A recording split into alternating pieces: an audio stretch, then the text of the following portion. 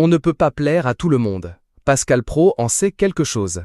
Il arrive fréquemment que le journaliste essuie des vives critiques de la part de ses confrères, comme de personnalités issues d'autres sphères. En octobre dernier, Béatrice Dalle n'avait ainsi pas laissé passer les propos élogieux de Jean-Pierre Foucault à son égard.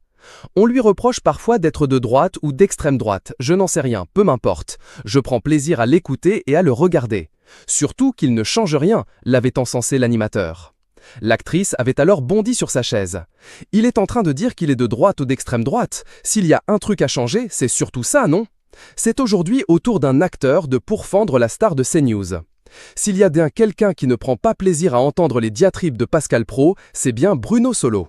L'acteur ne porte absolument pas l'éditorialiste dans son cœur. Je n'ai pas du tout envie de faire de prosélytisme à ce sujet, mais il y a des médias où je me sens moins à l'aise que je ne m'y sentais avant. Pourtant, j'ai commencé à Europe 1, propriété du groupe Bolloré, où officie Pascal Praud, NDR, admet-il dans une interview récemment accordée à Buzz TV. Le comédien poursuit « Je n'ai pas nécessairement envie de me retrouver avec des gens pour lesquels je n'ai pas nécessairement de sympathie et qui n'en ont sans aucun doute pas beaucoup pour moi non plus. » Selon lui, Pascal Praud sait qu'il ne souhaite pas venir débattre avec lui sur CNews ou à la radio. Il n'a pas du tout l'idée de m'inviter. Il n'y a pas d'inquiétude là-dessus, conclut Bruno Solo en plaisantant. À l'instar de Béatrice Dalle et Bruno Solo, Malik Bentala ne partage pas les opinions politiques de Pascal Praud.